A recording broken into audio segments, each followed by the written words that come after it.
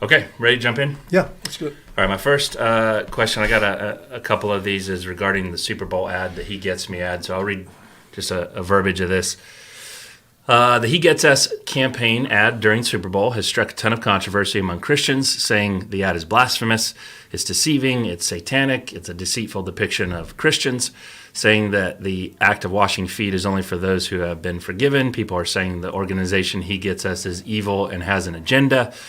This person says, I've done my research in this organization and I've watched the campaign ad many times. They can't seem to see any evil in it.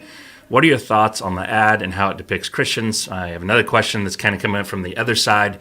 They believe that it's wrong. Jesus never said He gets us. He said, follow me, and think it's a way to mislead people. So there you go. What's your take on it? Well, with the ad itself, when I watched it, I was like, okay.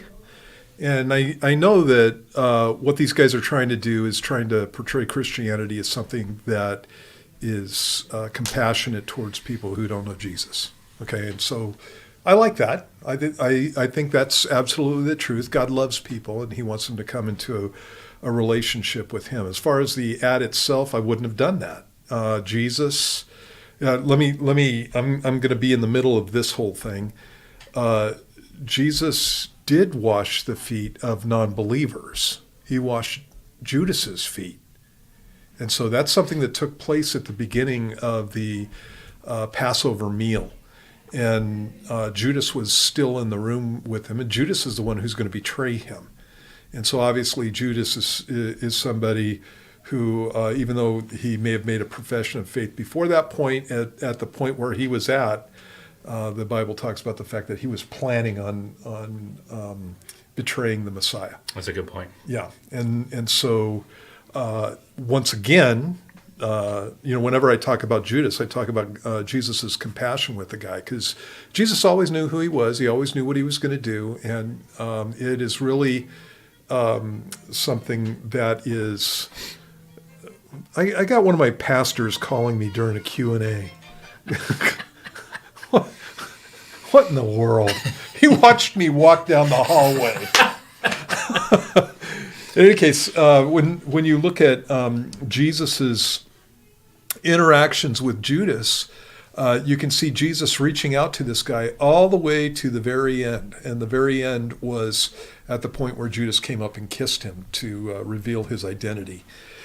And so, Jesus washed the feet of a non-believer, but he didn't go around washing every non-believer's feet, and so that whole depiction is a little bit lopsided. The other thing that you have with Jesus in His command to us is, and this is in John chapter 13, He says, "You see what I've done." I'm paraphrasing here.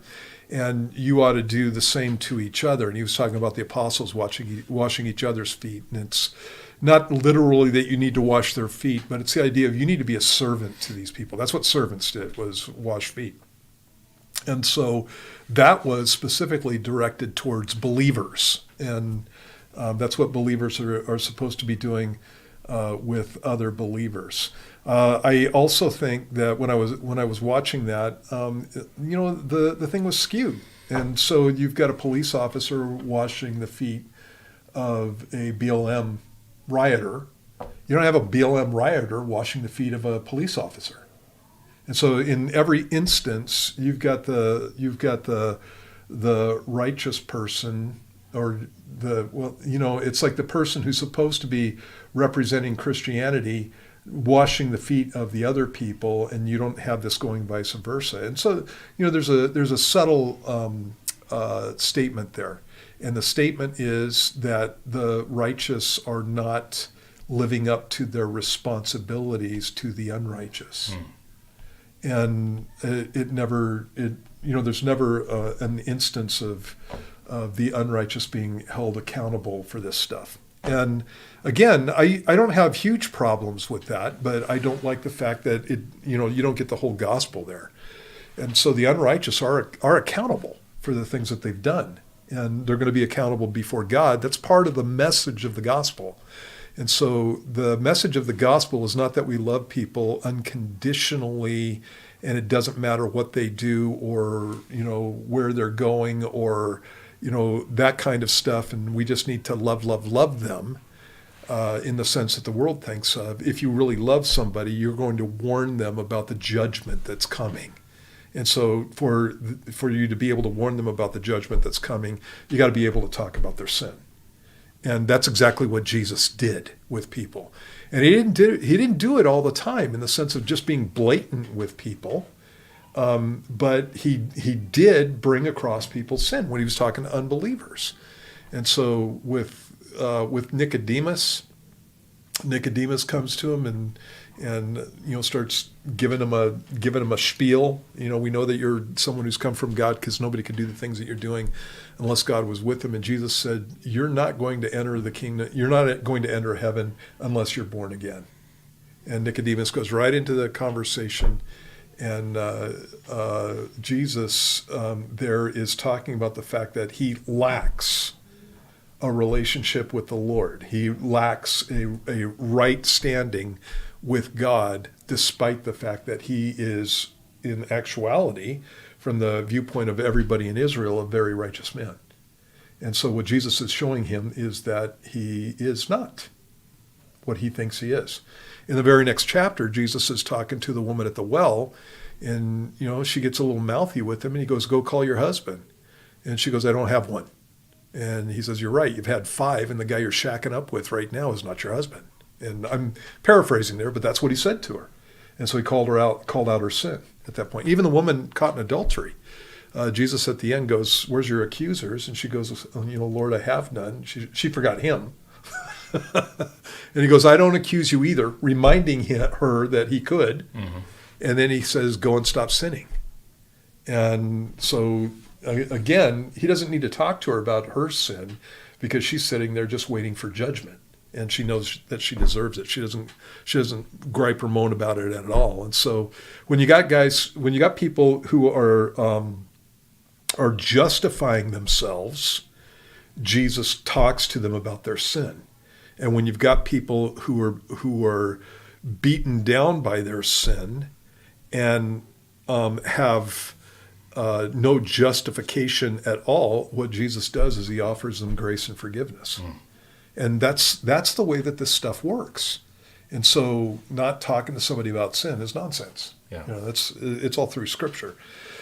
And so again, I don't want to pick on them too much because at least they're doing something, even if some of it's making mistakes.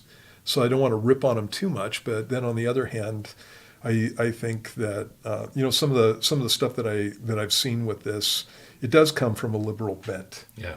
And so take your liberality and leave it out. Yeah. And let's just do biblical.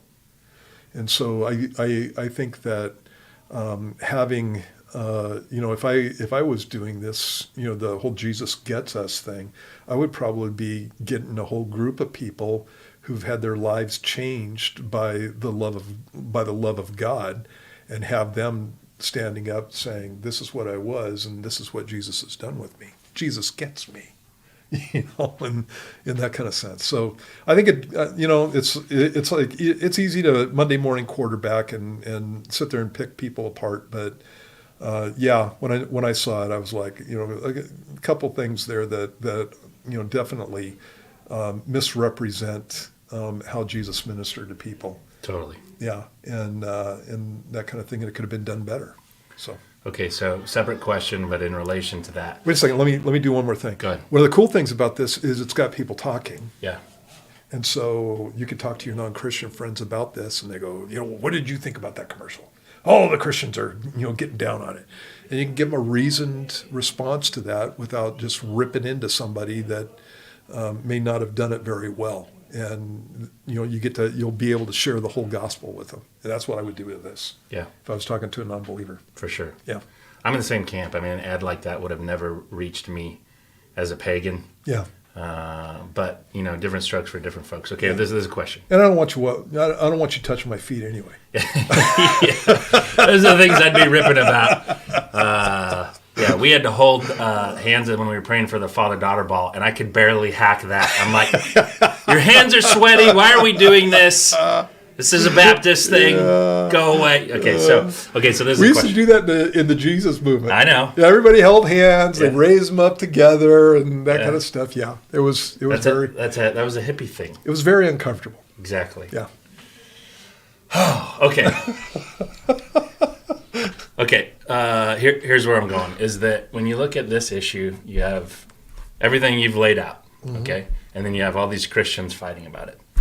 On Facebook, you have the Taylor Swift thing, and all these Christians fighting about it. And it seems like we're in this point in our culture, in the church, in society, where we're arguing about all this stupid stuff, and people. I could give example after example. In fact, this week has been nothing but people just posting. Just all the trolls on the internet came out for me this week, and they're all just da da da da da. And the older I get, the more I'm like, you know what? It's not worth it. Stick to the fundamentals. You know, when I see the older, wise giants of the faith, as I call them, I always wondered, why do they kind of not engage in that stuff and draw back? Is because the fruit comes from the interpersonal relationships of sharing the gospel one-on-one. And to your point, if you get an opportunity to talk to a friend privately about the ad, great. But we're online, we're just bashing, blah, and it just doesn't look good, and I don't know how much fruit comes from it. Is this a new thing? Is it something that we should watch out for? Is this the way it always goes? I think it's a structural factor of the internet. You know, you're not actually interacting with somebody. And so it's really easy to type down a bunch of snotty remarks towards someone. And it's way easier than having a personal conversation with them. Yeah. And so I think a lot of the rudeness on the internet is just because you're doing things it's cowardice. That's what I think. You're doing things on the internet that you would never do in front of somebody's face. And so and you can see that across the spectrum. It's not just in situations where people are arguing about doctrinal issues and that kind of stuff. It's everywhere. Yeah. And so I think that, love is not rude. And so I think Christians I'm somebody that obviously stands up. I stand up for truth and I don't care what people think about it, and I can get heated about those things, but it's like when I'm looking at stuff like this, it's like, okay, yeah, whatever, It's like they did a commercial, and I think they have a bent. They're from back east someplace, and I think that they've got a bent, and so it bled off into the commercial, and so it's not absolutely doctrinally correct and that kind of stuff. But you can see some of the reactions aren't doctrinally correct either. Jesus never washed the feet of unbelievers. Well, yes, he did. Yeah. So, and that kind of thing. So I think that what we need to do is just take the biblical balance. And this is stuff I just wouldn't fight about. Yeah. Yeah. Okay. Just share the gospel. Exactly. Yep. Take whatever you got, and whatever's coming at you like this, and just take it and go. That is an incomplete story. Let me tell you the whole story. And go that direction.